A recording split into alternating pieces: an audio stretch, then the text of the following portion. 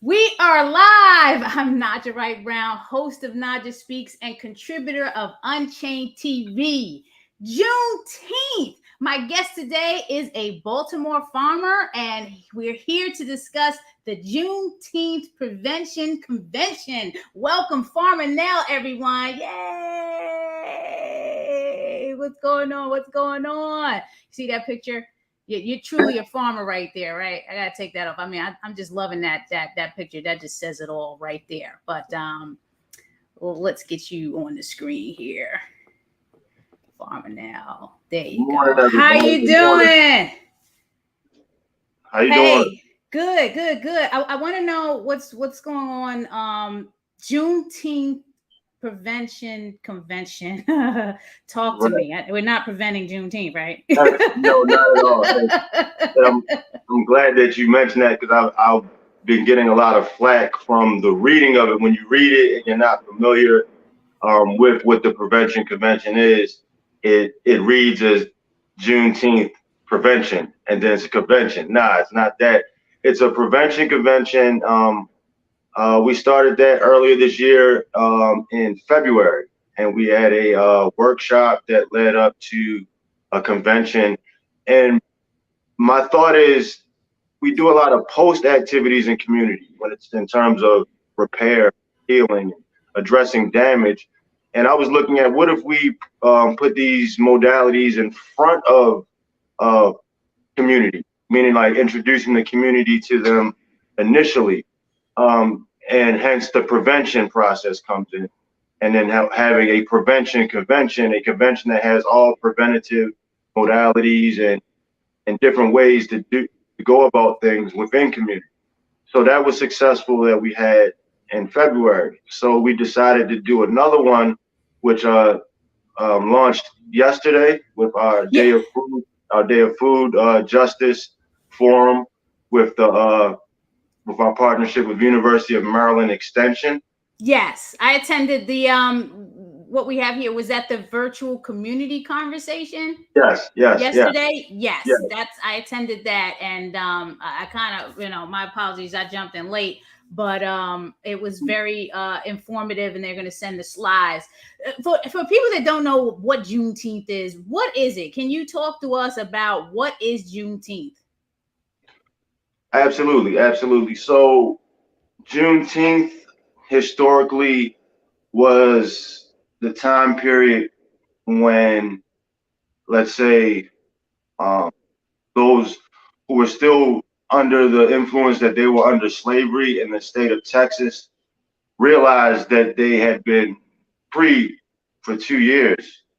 And by them not having the education on those plantations, learning how to read or write, just using words from what they were listening to what their masters said, um, the information didn't travel like it does on social media. So the point of Juneteenth is that slavery was still operating post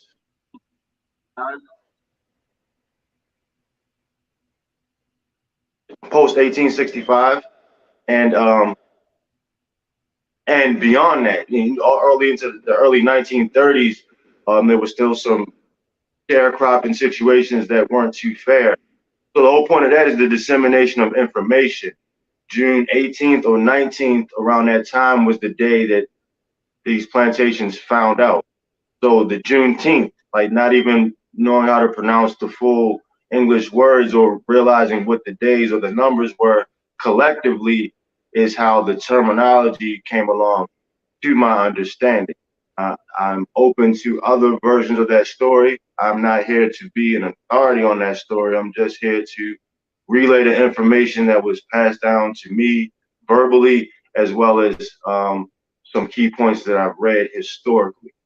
So, And okay, yes, got it. but I was going to say that leads up to, that segues into what we have going on today, which is our ancestral walk, which for those that are watching, we are expecting rain today. So we will be at the Pendry and we will be indoors.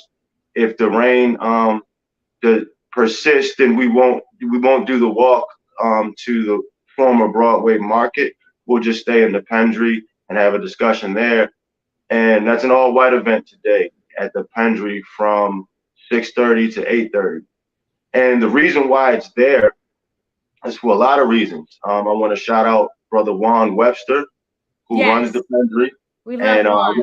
Love yeah, Juan Webster. Shout out to Juan Webster. definitely, as a powerful brother there. And I want people to know that that place is run by a powerful brother. I want everyone to know that, because there's a misconception on certain parts of town that it's almost like it's off limits, or you need to pay to go in there, or it's just out of people's price brackets or things of that nature. And in terms of quality, I don't put, words like expense on that. However, in Baltimore, in the Black community, even in poor communities, I've noticed that we spend money. You know what I'm saying? So we spend a lot of money on a lot of different things. So this is also a call to action for us to, just change how we look at things, and how we do our support. The historical value of it being at the Pendry is the fact that that's one of the ports where slaves were dropped off and carried in shackles to what is the Chop Tank, which is now known as Chop Tank. That Yes. used to be the Broadway Market. So they were sold at Broadway Market. And the cobblestones and the history and the DNA and the toenails and the hair follicles that are still in between those cobblestones was the importance of the walk. That's the history that I feel. Being predominantly native of America, I can feel the energy that's still there. The people that were of the land, and the people that were brought in here on ships in many different capacities, from the O'Donnells to the Fells to the people that took on their names and lost their names in the culture process, as well as the natives who were there, who still have remnants such as Mondawmin, Wicomico, Chickapen, Powhatan. Our tribes still show up because this area wasn't called Baltimore. This area was known to most as actually Mondawmin, the people of the corn. Excuse me. So Baltimore was called the people. The area was called the people of the corn. That's the historic. It's this history. Yeah, it was called. It was so native. It was called Mondawmin, and Mondawmin is the god of corn, and Mondawmin is the people of the corn. So where Mondawmin and Douglas High School are right now, not too far from Bmore Green, like right up the street on Pulaski, that was all farmland, and they grew predominantly corn. And this is what, so that Baltimore is the name of a man that came from another place that colonized and quote unquote founded this land and called it Maryland. Maryland. And so just kind of backtracking and, the same, what was it called before then? Who were the people here?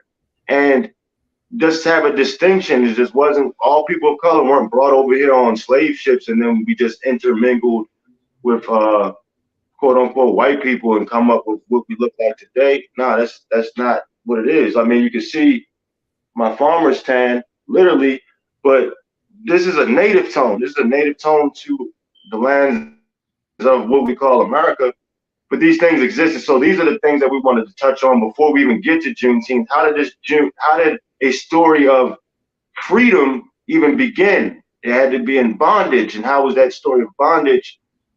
How did it progress? So the story is right there in the cobblestones, and so we just wanted to kind of highlight and touch on that at a place that causes a juxtaposition, because the Pendry is $1 billion hotel, world-class hotel. So someone being from the grassroots community, Bmore Green on North and Pulaski, well, some people might look at that. Well, what does that have to do with our culture? What does that have to do with Juneteenth? What does that have to do with our people? And I'll ask those who ask that question, what doesn't it have to do with it? The wealth gap, the ability for people to be able to build $1 billion establishment, and there's an other side of the community that spend over $1 trillion a year but own nothing. So this wealth disparity is also a part of all of it, from planting the seeds to these community gatherings to the prevention convention. And ultimately the prevention convention is here to prevent these things from ever happening again. Whatever these things are, you understand what I'm saying? Yes. Exactly. Now I've stayed at the Pendry and begged for a significant discount because it is very expensive there. in that area, Fells Point alone, there is a certain type of energy. I will be at the ancestral walk or the event this evening, whether it's indoors or outdoors, and for the dinner. And you just explain why this event is important and is needed. Can you talk about the problem that it's going to wholly solve, and definitely how people can still register to take this walk, and what is the significance of dressing in all white for this event? Why not black? Why white or another color, let's say? From my understanding, and this is just through my learning, wearing white garbs is is a testament to a higher creation, a higher creator. And it's also and that passes down through the human flesh in the form of ancestors. So there's an ancestral map that shows us how many grandparents and great grandparents we had to have in order for us to exist today. They actually had to live and then reproduce through adverse conditions. So the white represents purity. It represents a fresh start. It represents a beginning. It represents, newness. It also is a representation of freedom, not freedom that was fought for and gotten back, but original, just the ability to be free. And hence which is unique because that's where the terminology from white privilege and white systematic structural racism, and even the term white as it gets referred to as with people, they were attaching the word that is the pinnacle of what represents purity, not that it's the devout, the devoid of black. However, it is a shade of black. And it is, and so it also represents black in the form of light. So when we speak of white light and energy coming from the sun, we're people of the sun. And so all human beings, hue meaning color, and man meaning a body of flesh, in movement, actuality, which being means, that's the representation in a long way of why we're wearing white. It also feels good. Everybody's fresh. Everybody's clean. And I love what Marcy and the Flywire have done for years with the white party. So this is in no way a white party. However, after we get through talking and discussing, and after I go from Mr. Rogers to Malcolm X and then wean it out into KRS-One, and then go back to LeVar Burton in my speaking with the people, then we can have a good time and we can party. But just to represent also that Baltimore likes to dress up and get nice and put on garbs, and not making it too difficult for anyone unless they plan on going to the Flywire's white party. And if they do, then you got to buy another outfit for that, because I'm a photographer also, and there will be pictures taken tonight with Dub Science Photography. So I have Dub Science, Ruben, my guy Ruben, he's going to be covering tonight, as well as the events that we have tomorrow at Be More Green. So this is a free event, everyone. So if you're in the Baltimore area, the surrounding area, and you want to hear more about the history of Juneteenth and its relation to the Fells Point area, and to sit and have a nice dinner at Sagamore Pen. Now, are there going to be vegan and plant-based options? Because I'm vegan, you're plant-based, right? Are they going to have something for me to eat? Because I'm bringing my 10-year-old daughter who's vegan too. Oh, of course. So I mean, I will be there too. For the extensive palette of the populace, they will be having what they are known for on their menu. However, when I go there, I order the hummus plate, and the vegetables are fresh, farm fresh vegetables, freshly made hummus, and I get the French fries. The French fries are off the chain. So I'm making sure that will be there for myself, in addition to the other things that they have. So I'll give them a call to have them double down on that. Yes, hotels, we got to get better in Baltimore. I'm doing the shout out here in Maryland, Baltimore. Come on now, we can do better. You're asking for X amount of dollars rate in these hotels. You should have more plant-based and vegan options. And if you need some help with that, I want to shout out Default Veg. go to defaultveg.org. They can definitely help you default your menu to veg. Okay, so please, we must do better at the rates that are being charged. Not everyone is a meat eater. You do have some high-end clients that are plant-based and vegan, or just trying to change their diet, and there should be, some selections that we can that we can consume when we're at the event. So it's at the Sagamore Pendry in Baltimore, 1715 Thames Street. And it starts at 6:30, right? 6:30 is a 6:30 to 8:30 event. And again, it's free. You just got to register on Eventbrite and look up the prevention convention, Juneteenth Jubilee. So everything that we've planned out for this week and this weekend is a free event. I'll even be giving out a certain amount of free carrot dogs on Saturday in front of Be More Green. Get out. I love the carrot dogs. Talk about that.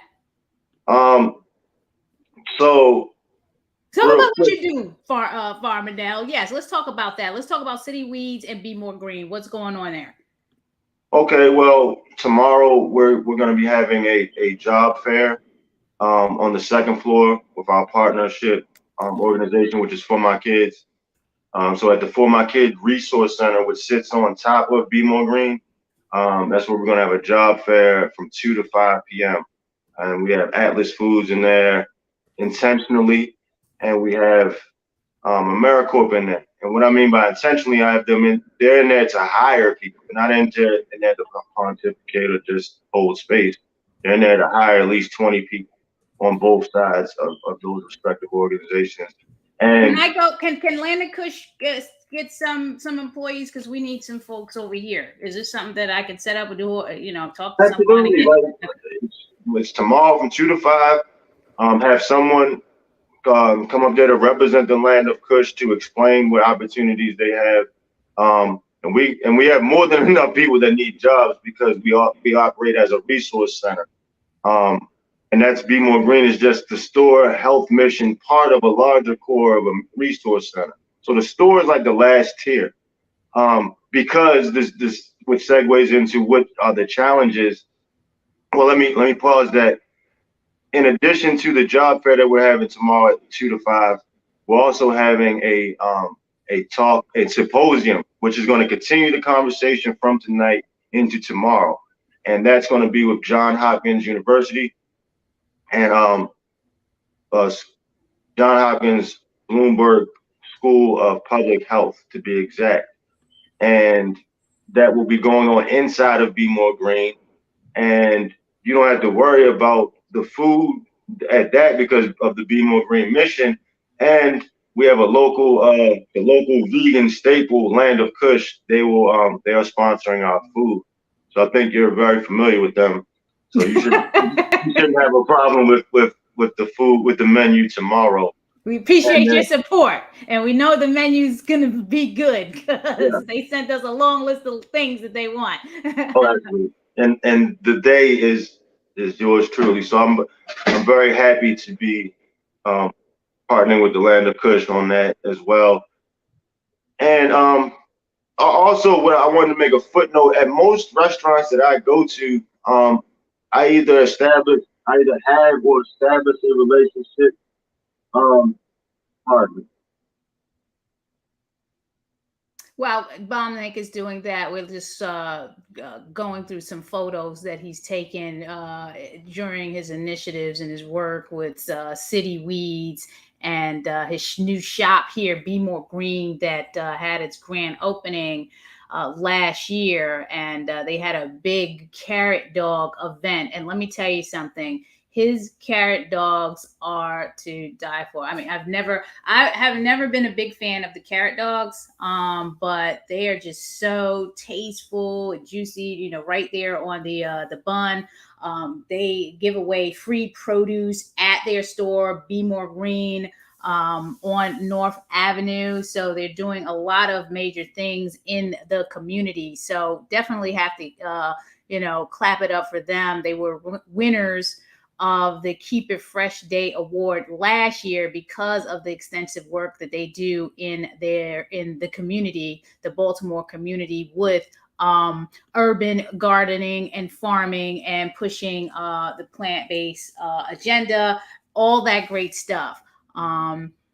Dominic, while we wait for Dominic, I have some other announcements that I'm going to take the opportunity to make. Vegan Soul Fest is back. We are back after a 2-year hiatus because of the pandemic, and we are collaborating with the wonderful, collectively Baltimore-based organization that raises money to give back to Black-led organizations. So please, I will be talking about that information towards the end of the show. We are going to be raffling off some tickets, and we also have tickets for sale. Go ahead, Dominic. Be More Green. Yeah, I just had the picture up. Be More Green right here. We were just talking about it in the food giveaway. Yeah, I heard. I was listening. I just got bombarded with a bunch of texts. Okay, they love you. And I didn't follow. Yeah, I didn't follow the StreamYard instructions by using my laptop. So I'm dealing with reading is fundamental. Okay, absolutely. What are some challenges you're facing besides that, and how are you overcoming them in the community? So that's a great question. So no one is beating down the door to get to Be More Green. There is not a so we're redefining the corner by redefining the corner store. Nice. Much needed. And really taking that to the lab, like redefining everything about it, like who's behind the counter, what they look like, what they say, what they sell. What's the give back? Because I'm from 21217. I'm from Penn North, which is not too far from North and Pulaski. My first photography studio is on North and Pulaski. Where Brother Rashid is today in that building, I was in there with Brother Little Melvin, my godfather, rest in peace. And so I know what North and Pulaski is. I know what 21217 is. And I know what the corner store demographic is around there. And what is it? Can you talk to us, because we're streaming to across the nation? What is 21217, and what is going on with these children here? Talk to us. 21217 is a zip code in Baltimore, Maryland, of which I am of and from and serve. And 21223 is another zip code that I serve in Baltimore, and it's also uniquely the poorest zip code in the state of Maryland. 21217 is one of the poorest in the city. However, right below us in South Baltimore, we have the poorest zip code in the state of Maryland. And it's a food desert. These are food deserts, right? These are food deserts and food swamps. And technically, what's a food swamp? What is a food swamp? So a food desert is an area that just has no access to food and or sustainable food. And then we have to define what sustainable is. So then we get to food swamps, where North Avenue is more of a food swamp because you have carryouts, you have fast food spots that serve food, but it's a swamp. Like, how is that food really helping a child's brain develop? Let alone how is that food helping someone whose body is in recovery or something of that nature. So it's looking at all the plights around us and looking at how the corner store never helped us from that regard. We don't even do community give backs from the community coming from the corner store. So I've watched foreign families set up shop and learn English through the hood. And I've taken pictures at their college graduations. And they lived in the same hood that everybody else lived in. They lived above their corner store and went to the University of Maryland. And so I'm telling our neighborhood, like, there's no excuse. They come over here, they don't even know the language that you know. They're also given opportunities in the forms of loans. And they're also smart enough that they keep it within the family. And these modalities aren't taught in the Black community. Black community, if anything is taught, is to get your own, get yours, and get the hell out of there. And then if you do have a heart, you can drop a money bag every once in a while to do an event once a year. So with Prevention Convention, I want that to be at least a quarterly event and ultimately get the funding to be able to do that once a month. And I want to partner with organizations like Out for Justice because they have been doing, per my coverage for the last 3 years, all-night resource center, which goes from 6 p.m. to 6 a.m., where they set up right in the neighborhoods that are below all of the margins, the food deserts, the high crime, the high this, which uniquely, not to just go all over the place, but the food deserts, the homicides, and the high crime micro zones on the map, the city maps, are identical. What I mean by that, I can show you the food desert map, and I'll say, hey, this is where all the food deserts are. And then I can be, oh, I'm sorry, that's the homicide map. Wow. Because it's the same. And I'm not, this is not a joke. This is not something to be Can we taken find lightly. this online? Can we find this map Absolutely. online? Yeah, you can look up micro zones. You can also go on Code Maps, because Code Maps has certain color-coded areas to let you know what areas are empowerment zones and things of that nature, and opportunity zones, which all of these things that add up to equal the money bags that get thrown around the city. However, I'm helping the community prepare their catcher's mitts, because the community has never been prepared to be able to repair themselves, to even understand what reparations are. And furthermore, we have to do a damage assessment to understand what we need to repair in order for us to even understand what reparations are. So we have a lot of homework to do, and Be More Green is the classroom. This is a fleeting, I'm so thankful for you to have me on here, but this is fleeting. I had a bittersweet moment this morning. My phone, I got a new phone, and somehow it just started playing Baltimore by Nina Simone, which I didn't have a problem with, but I was trying to understand why my phone was doing that.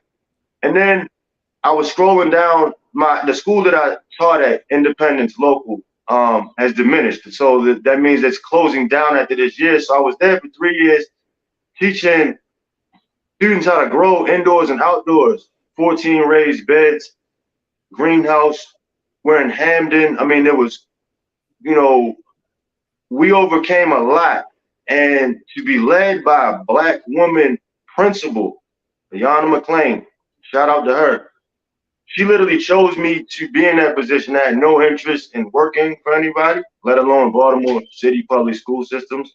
And I had no interest in being in the school system, because Be More Green was created to be an after-school program. And I'm saying all of that to say that it's over. So there's a part of me that feels like I got drafted to a team that expected me to help them win the championship, and we didn't win. So it's bittersweet. It's not about me. It's about the students who who graduated. It's about the students that are still there that I can help navigate with the job fair that we have tomorrow, and help them navigate to whatever school they're going to next. But what I'm saying is every rec center that I started my program in, except for the food project, has closed down. Why is that? What is the challenge of keeping them open? Because I say that because when I do these shows, there's a lot of folks that feel, from an economic standpoint, if we stop or boycott these food swamp type of businesses and collectively build that way, we can, overthrow something or some power to get the things that we want. What do you say about that? I have not seen the critical mass in that way of going about it. It sounds good. Just like everything that I'm doing sounded good after the Freddie Gray situation happened. That's when my call to action kind of ignited. So now that I'm doing all of the things that sound good, people just want to hear more things that sound good. It sounds good. It's cute. Oh my God, that's great. The like on a picture, the viral video, it allows me or the Monica or Farmer Nell to be Googleable. But for what? from the Kid Safe Zone to Lillian Jones to Crispus Attucks to, you know what I mean, just on and on, like to now independent school. If you ask me, what do they all have in common? Me. It's like, it's my fault. You know what I'm saying? So like, you know what I mean? Like, and I don't take that lightly. I'm like, wow, this looks so great to the world, and I'm gonna, you know, keep showing people what's going on and keep a track of it, and just to stay in tune with integrity. However, with that being said, I don't have any answers to those questions, and the only solution that I do know is what I am doing and doing more of it and learn and just sharpening my skills and my spirit and my stones and planting more seeds, planting more seeds, planting more seeds is, but You're I don't. the same boat as us. That's all we can only do what we can do, you know. You sound like you from Baltimore when you said do. Yeah, do exactly. I mean, You've been down here long enough. Because this is you know, we talk about some things. There's a, you know, veganism, you know, in the vegan movement. There's also, you know, this clash, you know, with the black vegans and the white vegans, you know, so to the point that books have been written about it, and one of the books kind of say, or does say blatantly, you know, white people created this problem and they need to come out and fix it. What is your thought about that? I think that there's a lot of truth in that when we're speaking of a structural, systematic way of how we got here. I mean, you just follow the trail. Like some animals aren't even native to this land, so folks brought them with them. So I mean, so if I'm a native, there's certain milks that never went in my body other than mothers, or there's certain animals. There's certain animals that aren't native of this land. So as a native of America, we were not all vegan. So I'm not going to sit here and be a hypocrite in that, right? We were fishermen, we were hunters, and we were farmers. That's who I come from. That's what's in me. That's what applies to the environment. So my plant-based mission comes from a space of gluttony, comes from a space of it's too far over the spectrum because of white indulgence, the foods that they chose to eat, like the steak, the blood, dead animals, and the preparations of it, and the abundance of it, the amounts, and the combinations, and then you the combinations of these things. So, and then it ends up being a culture, and then you let something taste good. Now you're dealing with addiction. People are addicted to this stuff. So we're talking about legalized drugs in the form of food. So that was my first lesson at independence. It was fad versus fam, or fam versus fad. Fam meaning food as medicine versus fad, food as drugs. Right. So in me knowing that, my goal is just has shifted more to people becoming more health conscious of themselves and knowing what they put inside their body is doing to their body, so they can understand the importance of drinking some beet juice in the morning. You know what I'm saying? Or this is black cherry, because I drank all my beet juice. So I usually drink my black cherry juice at night. Now I'll drink it in the morning. And I need that because I'll be running around. It's going to curb my appetite. Because I'm standing upright, it probably won't cause me to go to sleep, but it also helps you go to sleep. So knowing that food is medicine, knowing that I sell COVID killers, detox tonics at City Weeds for $10. I bought a couple that will flush the body. I bought a couple that I'm getting ready to try. So let me tell you something, everyone. I go to Be More Green. I need to go more often, but the last time I was there was this weekend after the Keep It Fresh fest that we hosted in East Baltimore. And let me tell you something. This store, if I can buy everything in the store, I would. I mean, you know, some of the drinks, you know, the sugary drinks, you know, that's a whole nother thing. But I got some red lentil pasta from you. I got some cream of barley that I need to try. I mean, and then the detox juice that you speak of.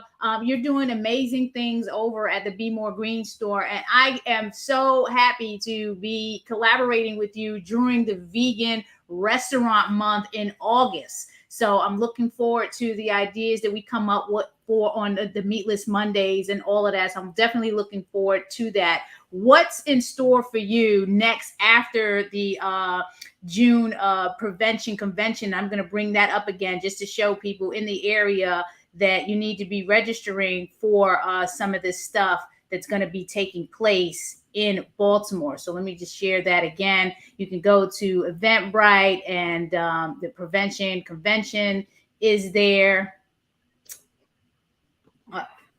Now it's not, well, I shared everything on there. It doesn't want to share the screen now. But so you want to register for that. It's free. You also definitely want to support organizations like Farmer Nell's, the cityweedsbaltimore.com, and BeMoreGBaltimore.com, and also Black Veg Society, because a lot of times that's the way we're supporting organizations, groups, and events in the community is through Black Veg Society. And I love collaborations, and I love collaborating with people such as Farmer Nell. So what's next after the prevention convention, and what is your ask of the viewers? Why are we here? Why are we having this conversation? What do you need? A tangible need is foot traffic.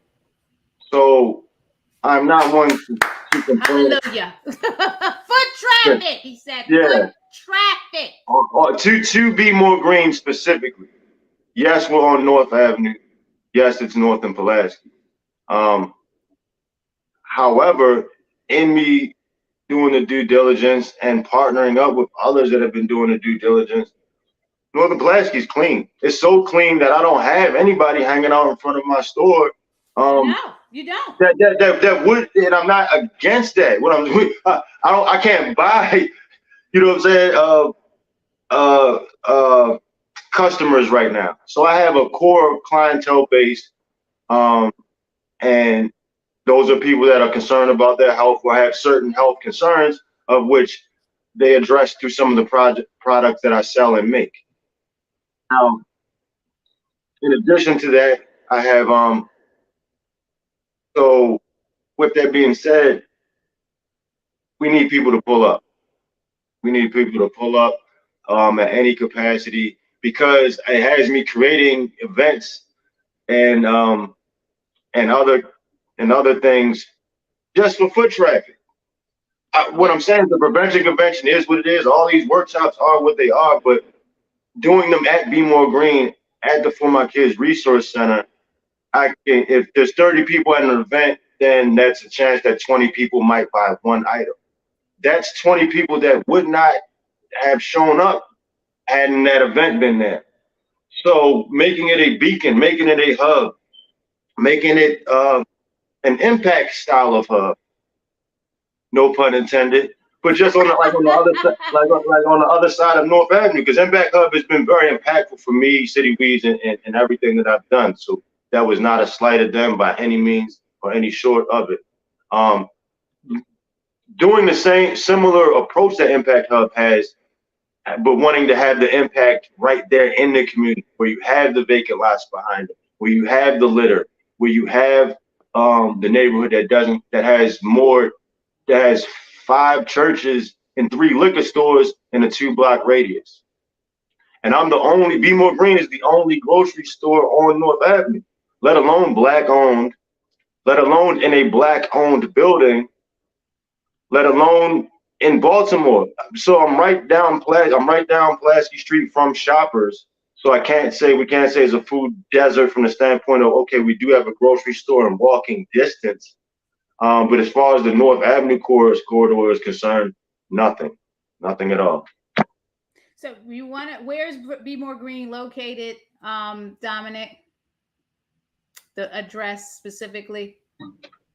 We are located at 2036 West North Avenue, right on the corner of North and Pulaski. 2036 West North Avenue. All right. How can folks best connect with you and your organizations, please? They can follow me on Instagram at Nellaware, Nellaware.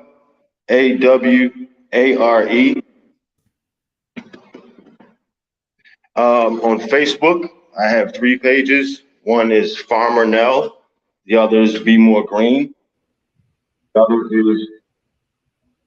other is City Weeds. Awesome. Is there any strong message that you want to send to folks while we're on? Before we leave, the strongest message. So I will, the closing message I will leave with is that we are all in more control of our health than we realize. Yes. And yes. We pay attention more to the ingredients of things. Like, you know what I'm saying? No one questions what's in a hot dog, and they give it to kids. Like really. And this might rub people the wrong way. Hot dogs and hamburgers and back to school giveaways don't go together. You sound like me with the health fairs. It's a health fair and there's a lot of candy on the table for the kids. Let's be serious. Like it doesn't. It's going to cause harm to an adult body, and we're giving it to kids. I'm speaking to parents out there. I'm speaking to parents that's giving their kids legal drugs in the form of candy, and giving them glizzies, hot dogs, and hamburgers. And so when I'm on the corner with a carrot dog, a carrot marinated and cooked on the grill with some peppers and onions in a roll, and people are looking at me like I'm crazy, asking me what's in it. And I say beta carotene. I'm like, well, what's that? I always say, the carrot's good for that. Oh, I'm good. I thought it was a hot dog. Well, what's in a hot dog? And then now people get defensive. People, oh man, you ain't eat. Man, what? I'm asking you a real question. What's in the hot dog that you will shove down your mouth? Or I only eat beef, I only eat pork out of it. Do you even know what part of the animal that is? Do you know what pork means? How many types of pork is it? How many grades of pork is it? How many types of beef is it? How many grades of beef is it? Oh, we don't care, blah, blah, blah, blah. So we're showing how ignorant we choose to be just by the food that we put inside our bodies. That's what I'm trying to say. We're showing our ignorance. So when something goes wrong with ourselves and we want to hand shovel ourselves over to the human mechanic that they call the doctors, just know that you didn't get your oil changed. You didn't put oil in your oil pan. You know what I'm saying? You didn't get the proper amount of sunlight. You didn't get the proper amount of air. Like the first food that you ingest is air. Yes, that's food. Sunlight is food. Water is food. The environment you live in is food. So before you can put a hamburger in your mouth, what's food? We need to redefine everything. We need to redefine everything. Amen. Can I get an amen? Redefine your mind. And shout out to my folks that redefine your mind, because that's what it's all about. We need to re-educate our knee. You know what I'm saying? So we started the unlearn process with higher learning. Unlearn. That was 25 years ago. Let's just say unlearn. And then, so how are you woke? How are we woke? You know what I'm saying? How are we woke if we haven't relearned or redefined anything from our unlearning? So, you know what I'm saying? So just to say that, that's how long my consciousness has been in tune to just say, I'm not even awake yet. If this society is woke, then I'm definitely asleep. You know what I'm saying? You know what? Dominic Farmer Nell, you're definitely my piece. I mean, I resonate with a lot of people, but there's just some people that synergy is just right there. You are preaching and teaching the ground. I don't even farm and garden. Like, you know, if I could get that under my belt, I'd be dangerous. So Farmer Nell here, everyone, please be more green. We got the ticker down there. Please go to cityweedsbaltimore.com, be more G baltimore.com. Support Farmer Nell. If you're in the Baltimore surrounding areas across the nation, if you need to donate, reach out to them, please. Absolutely, they're doing great things. We need to unlearn and learn that plant-based foods are the future. Stop feeding your children and family that junk, because you're wondering why we're dying. Okay, your health, your wealth comes from your health. Without your health, you can't do anything. I don't care if you're a multi-billionaire. You can't do much if you're sick, but everybody around you will do it for you. So please, you have to you have to learn how to eat better. Lastly, I want to say one thing. Didn't mean to interrupt you. I didn't get to Saturday. Please pull up on Saturday. We have an event starting at 11 and going until 11 p.m. So from 11 to 11, and I created that for no excuses. Meaning that there's the AFRAM going on. You guys go to Druidale Park. Druidale Park, that's not far from Beemore Green. You can come right back around there or hit Beemore Green, go to Druidale Park, and then hit Dovecote Cafe. So City Weeds is located above Dovecote Cafe. However, Beemore Green is on North Avenue. So Dovecote Cafe will have the whole Madison locked down. Please support them. Please support the African American Heritage Festival that they so strategically designed and put it on the same weekend as the legalized Juneteenth. God bless Baltimore City for doing that.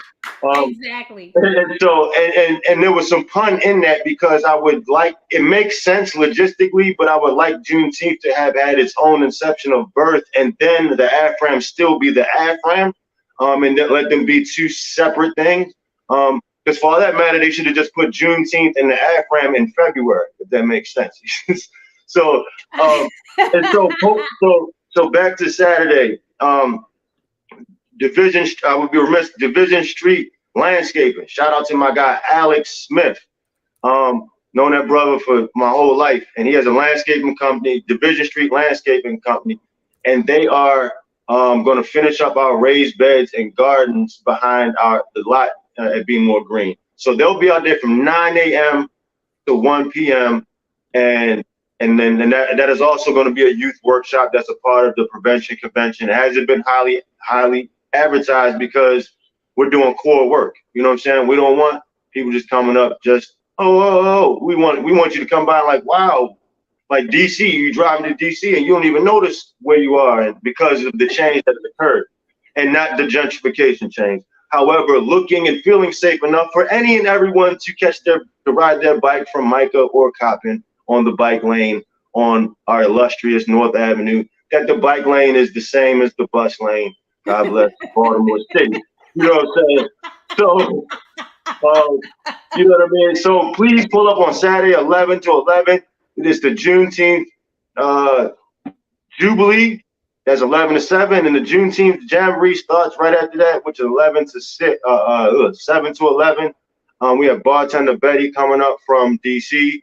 We have my guy Easy Jackson hosting it, and gotta count my pennies and see what I got left to see who I can pull in on the last minute to because I'm clout chasing now. I'm clout chasing. I gotta get the names and the people. You know what I'm saying? I gotta get. They ain't just gonna show up for Farmer Nell. I know this because I've been there. You know what I'm saying? So maybe they show up for Easy Jackson. Maybe they show up for everybody else. Rufus Roundtree and anybody that I can get that the AFRAM hasn't already, put in a position to have a good opportunity. So I want to make sure that it's clear that this is a free event. I want it to go on as a free event. The majority, even though we've had sponsorships, 3/4 of the funding has come from Beemore Green, and of course for my kids, which is our partner, our in-house partnership, and Brown Girl Wellness. I'd be remiss if I didn't. That is the glue behind everything. Shout out to Dr. Rika Wilson.